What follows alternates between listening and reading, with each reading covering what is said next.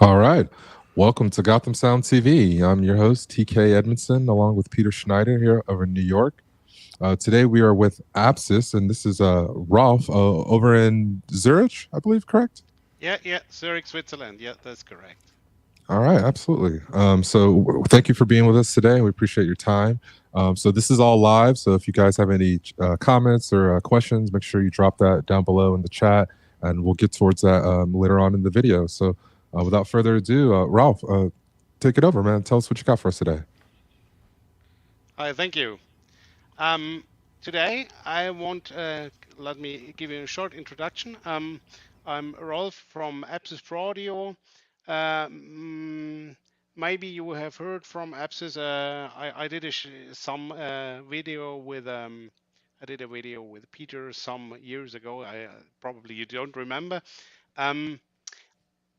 In this video, I introduced our first product, which is sorry, I'm going to switch cams, then you can have a better view.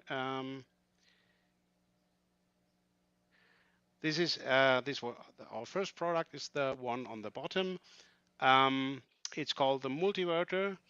It's basically a digital audio router for multi-formats, and it's thought as a switch box for example, for OB vans or all the places where you need to integrate multiple digital audio formats. Okay. And today I want to show what this product has been on the market since a few years, and now we have extended our product range, and I want to show today what we have new and what we can do with it, because we felt that there might be more demand for some smaller solutions for everyone. So we have extended our product range in that direction. Excellent. So I'm so glad you mentioned that first video that you did with Peter. I think pre-pandemic in 2018 time. You mentioned a line on that specific video. So I just to give our viewers and some of our customer base just a little bit more of your background. Do you mind giving us a little bit of your origin story? No, please. Well, I'm originally I'm a engineer for automotive electronics, and back in, I think in 2007, I moved to Switzerland and worked a little bit for some hardware companies, and then I decided if I want to do something on my own, and I started with AppSys ProAudio as a one-man show. The first product we had were some aided extenders. You know, you can these optical aided connections. They are limited to a few yards, a few feet of in length, because the light has only a very limited reach. And our first product was a small box where you can extend this 100 meters over Cat5 cable. And based on that, that grew, and people are starting to buy more of them, 4 boxes each, 4 extenders. And I want to ask them why. Please tell me, why are you always buying 4 of these boxes? Well, I want to use them as digital multi-core. And based on that, we decided, okay, let's make this into a product, a digital snake, where you can go into with a 4 ADAT, go with one Cat5 cable to the other side, maybe from the stage to the front of house, and then convert back to ADAT. So you have a very cheap digital multi-core. That were the origins, but it was a little that came to the market, I think, for 2012. But for ADAT-based solutions, it was a little bit too late. So I was wondering what could be the future, and I remember I was on a train show, and I asked everyone who I saw about digital audio what he sees as the future protocol. And it was funny because I asked, I think, about 50 guys, and I got 100 different opinions. Some people say, okay, use Dante. Oh, Maddie's, you should trust Maddie. AS50, you should trust whatever. It was, you know, and this is the situation today. Yeah. Yeah, it depends who you're asking, and you have a very strong. It's very vendor dependent. If you have someone from Yamaha, everything is Dante, and the other protocols, they are on the decline. If you have someone from Midas, they say, oh, this AS50 thing, we invented it, it's perfect. The other ones, maybe not for the future. So the idea was, okay, forget about this digital snake stuff for me, but do something else instead. I wanted to have a converter which covers basically everything. So not these fixed boxes which you can which exist, but I wanted to have something really flexible, so you can, for example, the guy in the OB-WAN, if they ask the guy, the front of house guy, which protocol can you accept, so the OB-WAN guys can say, hey, give me whatever you have, you can plug in anything. And this was where the Multiverter was born. Later on, this was extended. A heavily demanded feature was, for example, sample rate conversion. We developed a sample rate converter module, which is from the specifications very, very good. It has excellent excellent dynamic range, excellent signal to noise ratio, so it can be used really in a professional environment, and people are using this. I know the reference project we did were using 6 multiverters equipped with a sample rate converter, and this was hosted by the BBC on a very, very large greenfield festival in UK. So that was the main. The BBC was broadcasting from, I think, 6 stages, and they had a central setup where all lines coming in, going through a multiverter, converted to the house clock, and then broadcasted. And I had not found a very good sleep this weekend, but I had nothing. So if you hear nothing, everything is working. Yeah, exactly. It's like, So it's don't part call of the me. Jubilee celebration, is that right? What the BBC is doing for that giant celebration that they're using? Yes, That's I great. think so. I don't know. I haven't not heard back yet what they actually using, but I know that this is what they especially because of the sample rate conversion, which makes it so handy to convert everything to the house clock. You don't need to distribute any clock back, and I think it was a success. So I want to point let's something hope for out the next. because Yeah. I came to know your products with the MIDI control of like the way you had a product, and I think it's still current, where you can modify microphone preamps to do remote control over MIDI. Yes. And then I combined it with your ADAT Snake system, and it was fantastic. And Poor man's stage box. absolutely. Yes. No, it was really great for me, and rock solid. But TK, something not obvious about the multiverter on the back of it. Forget about the sorcery that you're doing in terms of formats. Triple redundant power. 2 ACs and a DC power on the multiverter.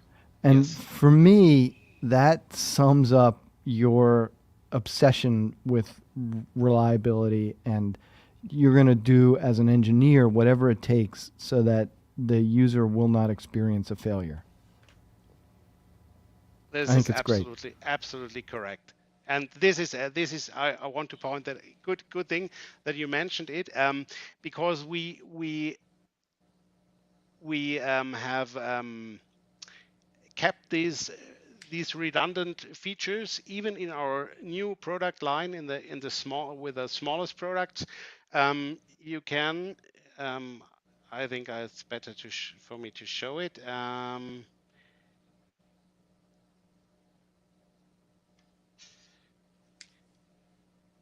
You can see here on the back, you have 2 DC plugs for double redundancy, and the FlexLink connection, which is the connection where you can use these modules together with a multiverter, does also give extra power. And what you have here, you see, it mirrors a little bit power. You see 3 LEDs, so you have also the triple redundancy feature even in the smaller converter products. And it tells you which one you're working off, importantly. So it's just a quick check, and it looks like it's color indicated per option. So very Yes, well done, and very well thought of. it's even better if you usually, because if you are on redundant power and one supply fails, normally just the light goes off. So this is not very obvious. What the FlexiVerter does now is even better. If some of these supplies fail, it switches over to the failing switches over to red blinking. So you know immediately, oh, there is something wrong. It's still working because it has a second power, but it makes clear to the user there is something not correct, and you need to look after that. Right. Yeah, that's beautiful. Well thought of. Thank you. Rolf, so Okay. I just want to make sure people have a sort of 10,000-foot view. The multiverter itself is anything to anything, right? Yes, this is correct. What are the protocols on the multiverter? The protocols are ADAT, MADI coaxial, MADI optical, MADI twisted pair, all flavors of MADI twisted pair. Actually, then AES50 for Midas and Behringer, then Dante AES67, and one it used to be called extension, but now it has been around since the first multiverter, but you had nothing to plug in there. And now the idea was, well, I cannot see into what the future brings, but I can prepare the stuff for the future. If there's a new protocol invented, if there is something missing from the multiverter, well, this can now be added by means of these boxes. For example, this is a Dante box. You can add a second Dante if you want to. A second Dante can be valuable if you want to, for example, Dante to Dante sample rate conversion. Then you need two complete separate Dante modules. Normally, one Dante network is fixed to one sample rate. And if you want to couple this with another Dante network with a different sample rate, you need two modules or two separate Dante connections. And this box, for example, can give you that second connection when connected to the multiverter. I want to point out that that's huge for venues that want to provide people Dante feeds but want security. I've been doing some recording of music. TK, I've tortured you with some of that footage. But I walked into a venue and they graciously said, yeah, just hook up to our Dante network and you can get all the isolated feeds. And I thought, ooh, that's a lot of power that they're entrusting in me. Whereas if you use the multiverter with the FlexiVerter Dante module, there's no danger. I can't jump onto their network and make any changes. You can't. You are physically isolated, and it's even better because these FlexiVerter boxes, at the moment they are connected. Here, maybe I should show that. This cable goes to the multiverter, and it carries a 192 by 192 channels of sorry, audio. show us that cable again, Rolf. Just keep it low. Yeah. Okay. It's got it. Yeah. Yep. Here you see it's a standard HDMI cable. So in case it breaks or during your show, you can use any other HDMI cable. However, we have a screw lock, a special screw locked one, so it won't slip out. And it provides these boxes with power. You can also inject extra power here for redundancy. It carries digital audio from and back, 192 channels, and it provides remote control from the multiverter. But I think what's maybe more important than using these boxes together with a multiverter is they can also be used standalone. And for example, if you need a small Dante to MADI converter, it is a common product, but people well, I'm going to steer this conversation, Rolf, because what's not common for us, as far as I know, there's one product that does it, is Dante to AES3. Dante to AES3. Okay, well, we can do that. We can do that. This is my prototype, so it does not has a back plate, but you can see this is an basically the same as the other boxes. It has AES3 connections. It has a redundant power supply. It has the FlexLink box. And now you said you wanted to have that converted to Dante, right? Mm-hmm. Yes. If you can either you can use it with a multiverter, of course, but you can also plug in an aux card into the slot. There's a slot. Oh, it's bad for me to show. There's an option slot here. You can you flip around the Dante converter? Yeah. That way we can see the slot where that would go. Perfect. Yeah. Okay, there's an aux slot here. Similar here. And now you have an AES3 to Dante converter readily working as standalone device. No others needed, no multiverter needed, no I can put that away. This is your device. Redundant power supply, and you can do 16 by 16 channels of AES3 to Dante in both directions. You can on the front you can select clock and what you want to convert, some formats, some settings, how fast you want the AES3 to act. That can be done by dip switches. And you think I don't want to Dante, I want to have MADI coaxial. Use the coaxial card. Now you have an AES3 to coaxial converter. So then, how is sample rate being handled on the back end of that? Sample rate is sample rate. I must show it here. You can select here. The mode is from where to where you can go. You can select different modes, for example, from the aux card to the AES3. This is a Dante model, but it works in a similar way. From the Dante to the aux card.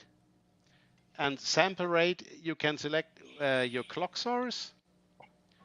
You can select your desired sample rate, and the device remembers it. So it's a fixed box. So it'll derive clock from either the AES or the Dante and yes, and lock up. It can even do internal clock. And the idea is there again, the market has fixed converters, but most common models are available. For example, MADI to Dante, this is a quite common choice. But what if you want to have AES50 because you have a Midas, Midas console, and you need to convert that to an MADI SFP link for a single mode cable. There are no products around, but you can just build your own. Just plug it in, and you have the converter of your choice. I really love that. Yeah, it's really quite great. handy. I can imagine just Danteing into like a receiver module of your choosing, or directly into a recorder, or via AES. So the only thing I would be concerned about is making sure that the sample rate is not having to be sent individually to every receiver for, say, something that has an AES input for 8 channels or 4 channels or something like that. If if you're sending to multiple devices, you mean? Correct. Yeah. Yeah.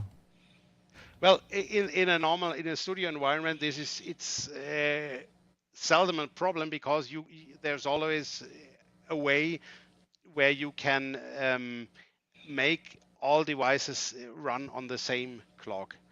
The sample rate conversion, this requires the connection of the multiverter, which has the sample rate converter module plugged into.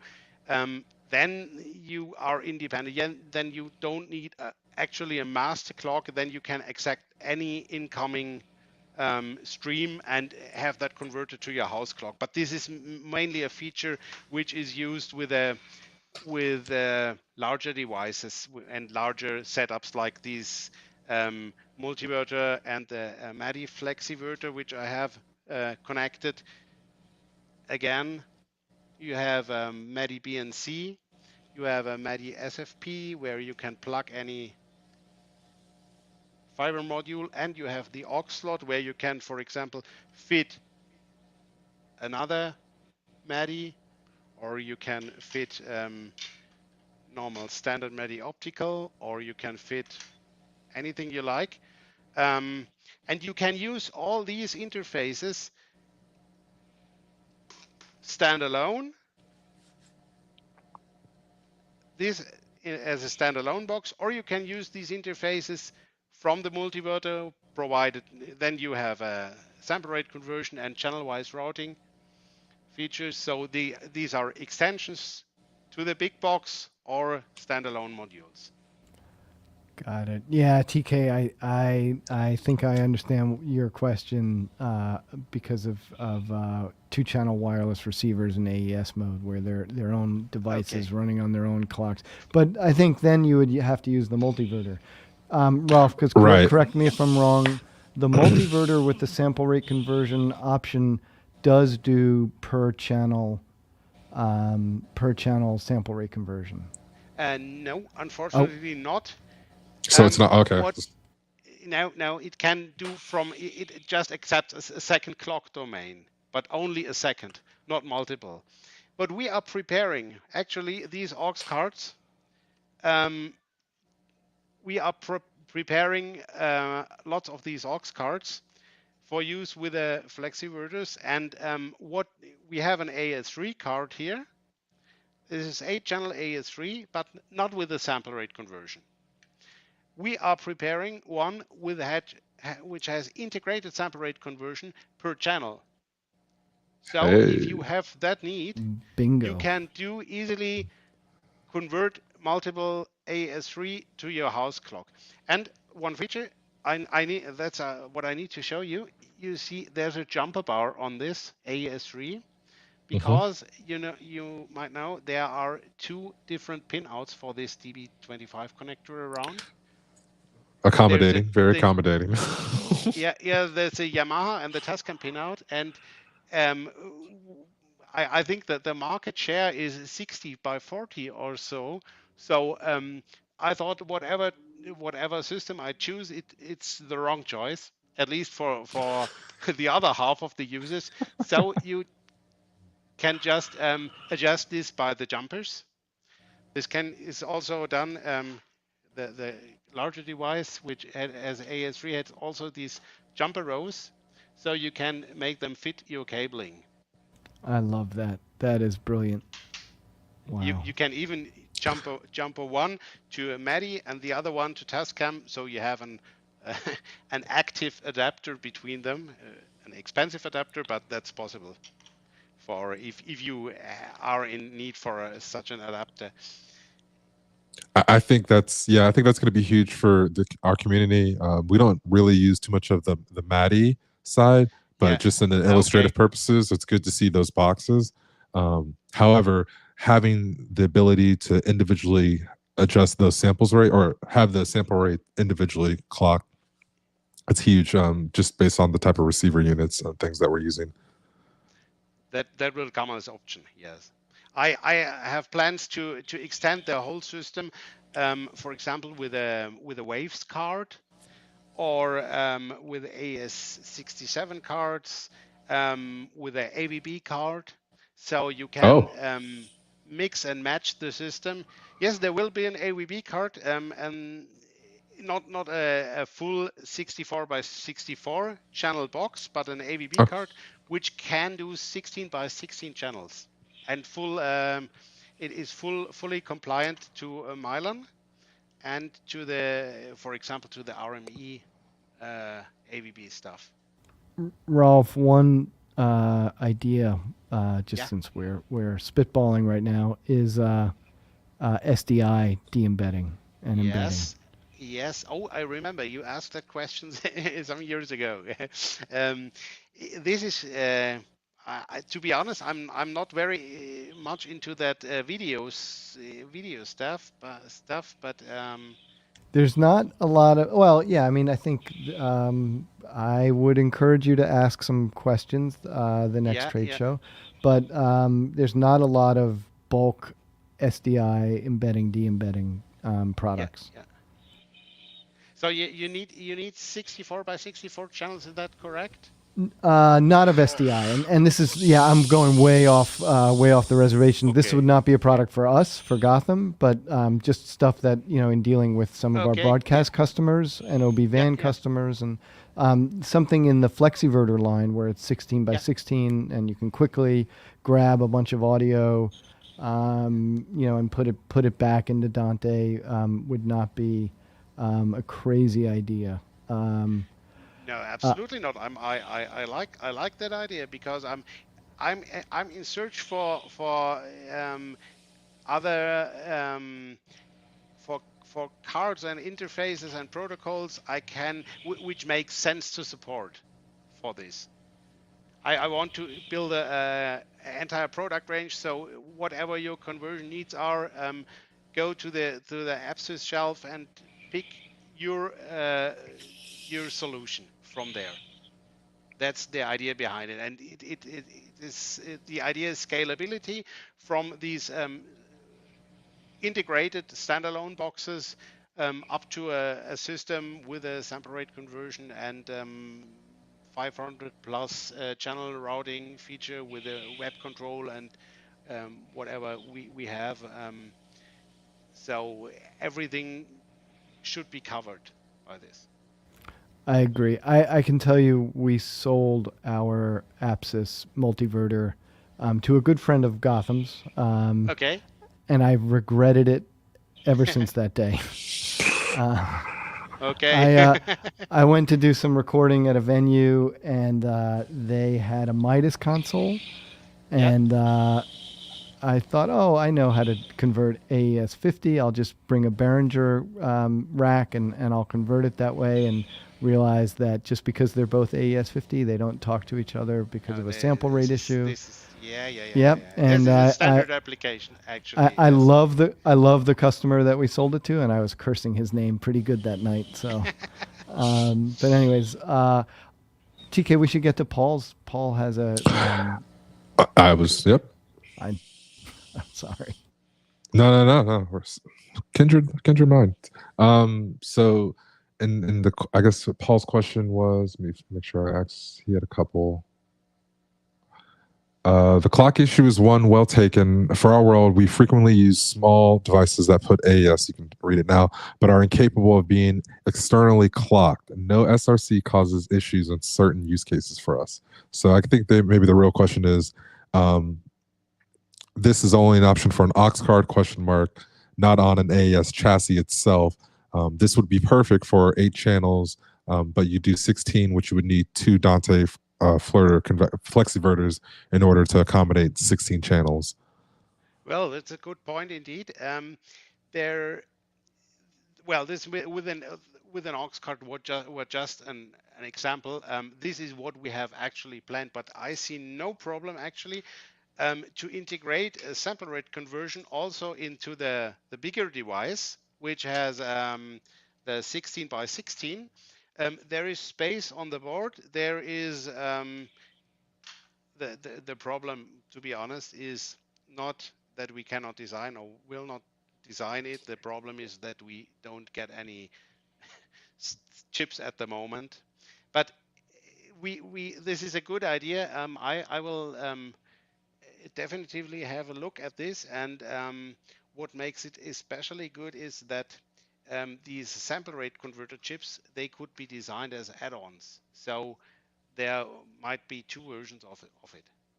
But I can see the issue if you, for example, if you have multiple satellite links or multiple wireless links, then with each having their own clock, then you need multi-channel sample rate conversion with multiple clock domains, clearly. Yeah, I think that's at the end of the day, that's the takeaway.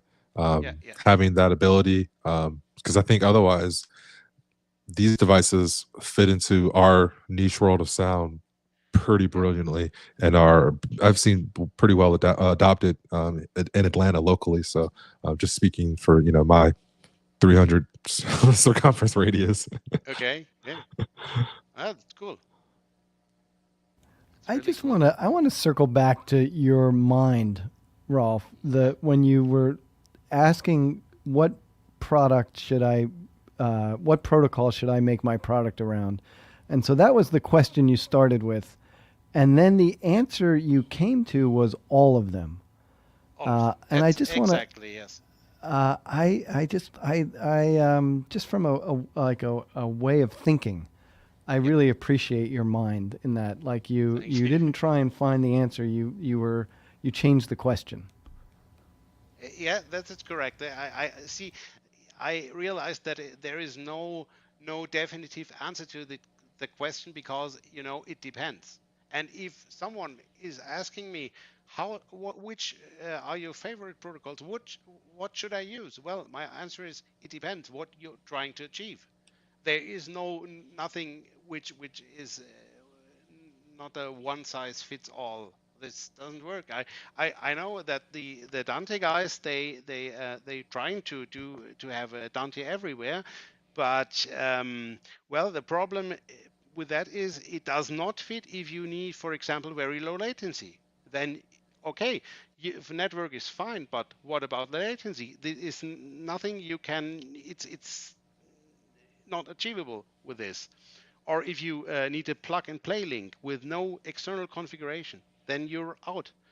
So, well, it depends. And I think there are certainly some protocols and interfaces which are more beautiful design than others, but every interface has its place.